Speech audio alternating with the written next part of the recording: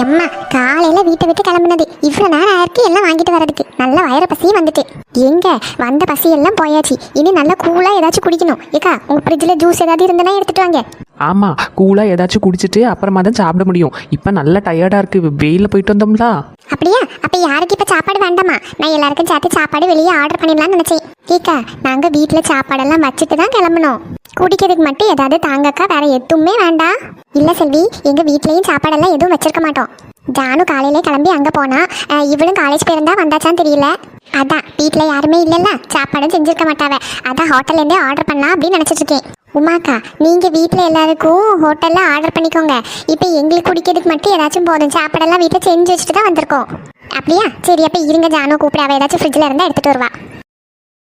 ஜானு, ஏ ஜானு, என்ன இந்த பிள்ளைய அணக்கத்தையே காணும்? இல்லைன்னா நம்ம வந்தது ஓடி வருவாளே. சொல்லுங்கம்மா. என்ன மக்களே, முகமே வாடி போனாலும் இருக்கு, உடம்பு எதுவும் தெரியலையா? அதெல்லாம் ஒன்றும் இல்லைம்மா, படுத்திருந்தேன், அதனால தான் அப்படி இருக்கு. அப்படியே மக்களே, அப்படியே எழுப்பி விட்டுட்டேனோ?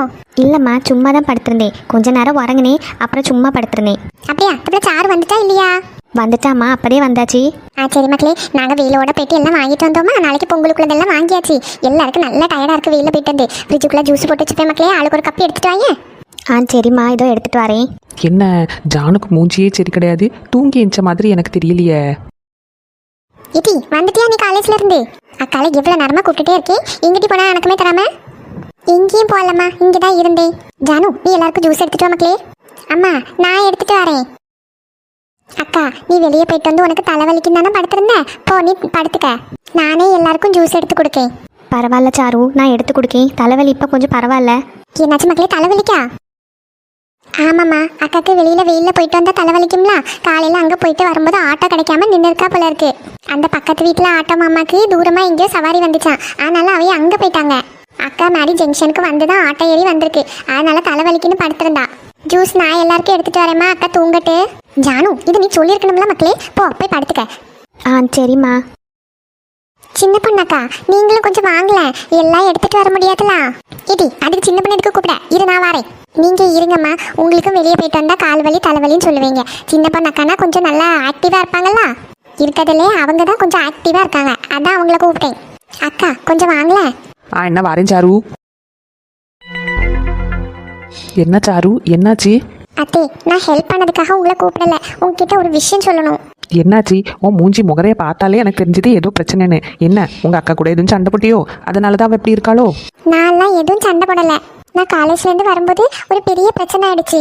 ஏச்சி என்னன்னு குழப்பாம சொல்லு, எனக்கு பதட்டமா இருக்கு. என்ன பிரச்சனை? அக்கா அவங்க வீட்டுக்கு போயிட்டு வந்தாங்கல்ல, வந்ததுக்கு அப்புறம் வெளியே போயிருக்கா போல இருக்கு. பக்கத்துல அந்த அண்ணாச்சி கடையில பால் பாக்கெட் வாங்கலான்னு போயிருக்கா. அங்க என்னாச்சு? திருவிழா பயக்கில் ஏதாவது வம்பு பண்ணிட்டானோ? அதெல்லாம் இல்ல. ஆனா நம்ம ஊருக்கு சின்ன பண்ணத்தே அந்த பையன் இருக்காமல வருண், அவங்க அம்மா இங்க வந்திருக்காங்க போல இருக்கு நம்ம ஊருக்கு. ஐயோ, இந்த பிள்ளைங்களுக்கு தெரிஞ்சிட்டு போல இருக்க. அவியலா அவங்க எதுக்கு நம்ம ஊருக்கு வர போறாவ? தெரியல. ஆனா இன்னைக்கு அக்கா கடைக்கு போகும்போது அங்க வச்சு பார்த்துருக்காங்க.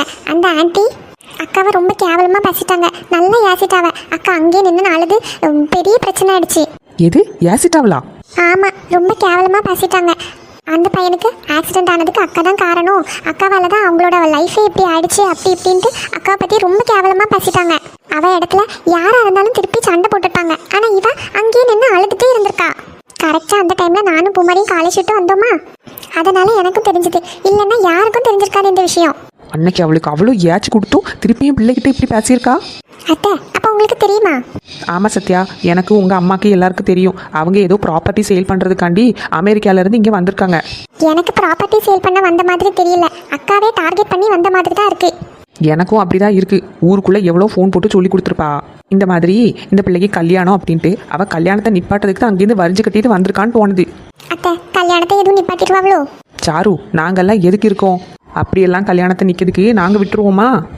அந்த பொம்பளை உங்கள் அம்மாவையும் வழியில் வச்சு பார்த்தால இப்படியெல்லாம் தான் பேசினா. அந்த டைமில் நான் அங்கே போனதுனால நான் திருப்பி நல்லா ஏச்சு கொடுத்து அந்த பொம்பளையை அனுப்பி விட்டுட்டு வந்தேன். உங்கள் அம்மாவும் உங்கள் அக்கால மாதிரி தான் வாயை மூடிட்டு அப்படியே நின்னான். திருப்பி நறுக்குன்னு 4 வார்த்தை கேட்கறதுக்கு உங்கள் அம்மாவுக்கும் தெரியல. 2 பேர் மேலேயும் தப்பு கிடையாது. அப்புறம் எதுக்கு அந்த பொம்பளை பேசலாம் கேட்டுட்டு நிற்கிறாங்கன்னு எனக்கு தெரியல. ஆமா, அங்கேயே அந்த கடைக்காரண்ணே கூட அந்த பொம்பளை கிட்ட கேட்டிருக்காவ, எதுக்கு இப்படி எல்லாம் பேசுறீங்க அப்படின்ட்டு. அந்த கடைக்காரனே நல்லா ஏசி விட்டுருக்கு இந்த பொம்பளை. அவங்களுக்கு வந்த கோவம் கூடவா அக்காளுக்கு வந்திருக்காது. இங்க வந்துட்டு லூஸ் மாதிரி புலம்பிட்டே இருந்தா. என்னால தான் அப்படி ஆயிடுச்சு, நான் அவனுக்கு பதிலாக நான் போயிருக்கணும் அப்படி இப்படின்ட்டு லூஸ் மாதிரி புலம்பிட்டு இருந்தா. அவளுக்கு பதிலாக அக்கா போய் சேர்ந்துருந்தா நம்மெல்லாம் இப்படி இருந்திருப்போமா? அந்த பையன் என்ன பண்ணியிருப்பான்? இதுக்கு முன்னாடி ஒரு கல்யாணம் பண்ணி செட்டில் ஆயிருப்பான். அவங்க அம்மா அவனை அப்படியே விட்டுருவாங்கன்னு நினைக்கிறீங்களா? கண்டிப்பாக இல்லை சாரு. நம்ம பிள்ளை அவனுக்கு பதிலாக போய் சேர்ந்துருந்தா அவ்வளோத்துக்கு நல்லதுன்னு அந்த பொம்பளை வேற கல்யாணம் பண்ணி வச்சிருக்கோம் அந்த பையனுக்கு. அவனும் பல்ல இழிச்சிட்டு கல்யாணம் பண்ணியிருப்பான். இந்த ஜானுக்கு தான் ஒன்றுமே புரிய மாட்டேங்குது. இவ்வளோ அட்வைஸ் பண்ணி மறுபடியும் அவள் இப்படியே பண்ணிட்டு இருக்கா. இதோட நான் எவ்வளோ வாட்டி அவகிட்ட பேசியிருப்பேன் தெரியுமா? திருப்பி திருப்பி அதையே பண்ணிட்டு இருக்கா இவா. எனக்கு அக்காவை நினைச்சாதான் ரொம்ப கவலையா இருக்காத்த. என்ன பண்றதுன்னே தெரியல. அவ இப்படியே இருந்தான்னா அம்மாவும் அப்பாவும் கண்டுபிடிச்சிருவாங்க. இப்பவே தலைவலி அது இதுன்னு நான் சொல்லி சமாளிச்சுட்டு வந்திருக்கேன். சாயந்தரம் போல் நான் அவகிட்ட பேசுகேன். இப்போ போய் பேசினா உங்கள் அம்மாவுக்கு டவுட் வந்துடும், மாதிரி பெரிய பிரச்சனையாகி போயிடும். அதனால் சாயந்தரம் போல் நான் வாரேன், வந்துட்டு அவகிட்ட பேசுகேன், சரியா? சரித்த. இதுக்கப்புறமா அந்த லேடி எங்கள் அக்கா கிட்ட இப்படியே பிஹேவ் பண்ணிட்டு இருந்தா நான் என்ன பண்ணுவேன்னு எனக்கே தெரியாது. எனக்கு அவ்வளோ ஆத்திரமா வந்துச்சு அவங்க பேசினதை கேட்டு. எனக்கே கோவம் வருது. அந்த இடத்துல நான் இருந்துருந்தா அவன் மூஞ்சிலே ஒரு அப்பு அப்பிட்டு வந்திருப்பேன். கண்டிப்பாக வழியில் வச்சு அவளை நான் பார்க்க தான் செய்வேன். அப்போ நறுக்குன்னு 4 வார்த்தை கேட்க தானே போகிறேன். அத்தை, இந்த விஷயம் பற்றி அம்மாக்கும் அப்பாவுக்கும் தெரிய வேண்டாம். கடைக்கார அண்ணன்ட்டே நாங்கள் அதான் சொல்லிட்டு வந்தோம். ஏன்னா அப்பா அங்கே அடிக்கடி போவாங்க போல இருக்கு. ஆமாம், அண்ணாச்சி கடைக்கு இந்த அண்ணையும் அடிக்கடி போவாங்க. அந்த அண்ணன் எதுவும் சொல்லிட்டாவன்னா மாதிரி பிரச்சனை ஆயிரும். அதனால அவங்ககிட்டே நாங்கள் சொல்லிட்டு தான் வந்தோம், அப்பா கிட்டே எதுவும் சொல்ல வேண்டாம் அப்படின்ட்டு. என்கிட்ட சொல்லிட்டல சாரு, நான் பார்த்துக்கிட்டேன். சரிக்கா. இப்போவுமே நான் போய் பேசலை. அவகிட்ட கொஞ்சம் நார்மலாக இருக்க சொல்லி, இன்னும் 1 வாரத்தில் கல்யாணத்தை வச்சுட்டு மூஞ்சி எப்படி வச்சுட்டு இருக்காதுன்னு சொல்லு, சரியா? நான் சாயந்தரம் வந்து பேசுகிறேன். சரி. இந்து, இல்லை இந்து, தயவு செஞ்சு புரிஞ்சுக்கோ. நான் கொஞ்சம் பிஸியாக இருந்தேன், அதனால தான் உனக்கு கால் பண்ண முடியல. அது இப்போ வேலையில் கொஞ்சம் பிஸியாக இருந்தேன். சாரி. எவ்வளோ பிஸியாக இருந்தாலும் நான் உனக்கு கால் பண்ணுவேன்னு சொல்லியிருந்தேன். பட் எனக்கு முடியல. நீயாவது கொஞ்சம் புரிஞ்சுக்கோ. ஏன் இப்போ தானே நான் ஆஃபீஸ்க்கெல்லாம் போய் ஸ்டார்ட் பண்ணியிருக்கேன். அப்போ நிறைய வேலை இருக்கும், நிறைய ப்ரெஷர் இருக்கும். எல்லாரும் இருக்காங்க தான், ஆனால் என்ன பண்ணதுக்கு? என் வேலையை நான் தானே பண்ணணும். கொஞ்சம் புரிஞ்சுக்கோ. ஏன் எதுக்கு அப்படி சும்மா சண்டை போட்டுகிட்டே இருக்க? இல்லைடா, உன்கிட்ட நான் கோவப்படலை. நீ இப்படி புரிஞ்சுக்காம பேசினா நான் என்ன பண்ணதுக்கு? சரி, நீ கரெக்டாக காலேஜ்க்கு போ. உன்னோட ஸ்டடீஸ் எல்லாம் நீ கரெக்டாக பண்ணு. நாளைக்கு கால் பண்ண முடியுமான்னு தெரியல, கோச்சுக்காத. இவன் இன்னும் அந்த பொண்ணுக்கிட்ட பேசிட்டு தான் இருக்கான்னு நினைக்கிறேன். இவனால் மட்டும் எப்படி முடியுதுன்னு தெரியல. மேலும் மேலும் ப்ராப்ளம் கிரியேட் பண்ணிக்கிட்டே இருக்கான். தாத்தா உன்னை கூட்டிகிட்டு வர சொன்னாங்க. அண்ணி, இன்னும் என் மேலே கோவமாக தான் இருக்கீங்களா? உன் மேலே நான் எதுக்கு கோவப்படணும் வக்கீல்? எனக்கு உன் மேலே கோவப்படுறதுக்கு என்ன ரைட்ஸ் இருக்கு? உன்னோட விருப்பம் மாதிரி நீ எதுனாலும் பண்ணிக்கோ. அண்ணி, ஐம் சாரி அண்ணி. அன்னைக்கு அவ்வளோ சொல்லியும் மறுபடியும் அந்த பிள்ளைக்கு நீ ஃபோன் பண்ணி பேசிட்டு இருக்க அப்படின்னா, அன்னைக்கு நான் அவ்வளோ பேசி உனக்கு அட்வைஸ் பண்ணதுக்கு எந்த ஒரு மரியாதையும் கிடையாதுன்னு எனக்கு தெரிஞ்சு போச்சு. இதுக்கு மேலே நான் இதை பற்றி உன்கிட்ட எதுவுமே பேச மாட்டேன் வக்கீல். நீ உன்னோட லைஃபு என்ன டிசிஷன்னாலும் நீ எடுத்துக்க, அவ்வளோதான். தாத்தா உன்னை இப்போ கீழே கூட்டிகிட்டு வர சொன்னாங்க. அண்ணி, எதுக்கு இப்படி எல்லாம் பேசுறீங்க? சீக்கிரம் வரணுமா? ஐயோ, வீட்டில் இப்படி ஒரு பிரச்சனை. இன்னும் பார்த்தா எதுவுமே புரிஞ்சுக்க மாட்டேங்கிறா. ஒரு நாள் 1 கால் 2 கால்னா ஓகே, 100 200 கால் பண்ணிட்டு இருக்கா. நான் என்னதான் அவளுக்கு பதில் சொல்லதுக்கு?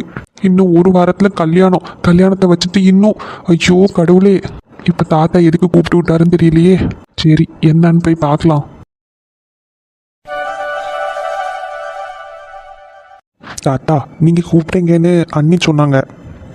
ஆமாய்யா, கூப்பிட்டேன். உங்ககிட்ட ஒரு முக்கியமான விஷயம் பேசணும், அதுக்காண்டி தான் கூப்பிட்டேன். என்ன விஷயம் தாத்தா, சொல்லுங்க. இங்கே பாரு அகில், இன்னும் 1 வாரத்தில் உனக்கு கல்யாணம். நேற்று நைட்டு ஆஃபீஸ் போயிட்டு எப்போ வந்த? ஒரு 10:30 11 மணிக்கு வந்தேன் தாத்தா. இப்போ அபி உன்கிட்ட. சொல்லுங்க தாத்தா. என்ன அபி, ஆஃபீஸில் அவ்வளோ வேலை இருக்கா? இல்லை தாத்தா, எல்லாருமே வேலையை ஸ்ப்ளிட் பண்ணி தான் பண்ணுவோம். அப்புறம் அவன் மட்டும் எதுக்கு நேற்று நைட்டு 11 மணிக்கு வந்தான்? இல்லை, அவன் இப்போ தான் புதுசாக ஆஃபீஸ் வந்திருக்கிறதுனால அவன் கற்றுக்க வேண்டிய விஷயம் நிறைய இருக்குது அப்படின்ட்டு எல்லா வேலையும் அவனையும் இழுத்து போட்டு செய்வான்.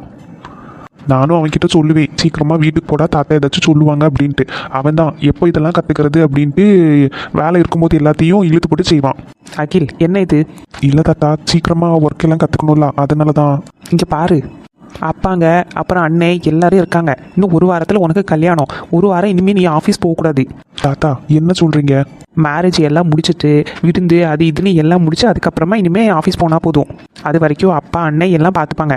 என்ன அப்படியே ஓகே தானே? ஆமாம் தாத்தா, இதை நான் எப்பயும் அவன்கிட்ட சொல்லியாச்சு. ஆனால் அவன் தான் என் பேச்சை கேட்கதே இல்லை. அகில், இப்போ தாத்தா சொல்கிறாங்க, இனிமேல் கேட்பலாம்.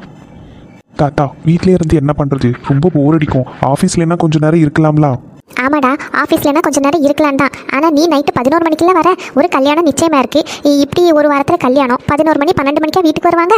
அப்புறம் இதே பழக்கம் தான் கல்யாணத்துக்கு அப்புறமும் இருக்கும். உன்னை நம்பி ஒரு பொண்ணு வருவா, அவள் கூட கொஞ்சம் நேரம் டைம் ஸ்பெண்ட் பண்ணணும். நீ எப்படி 11 மணி 12 மணிக்கு வரைக்கும் ஆஃபீஸில் இருந்தால் எப்படி?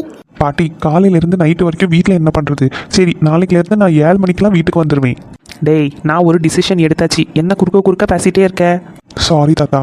அபி, நாளைக்குலேருந்து எல்லா வேலையும் நீ பார்த்துக்க, அப்பா கிட்டேயும் சொல்லிடு.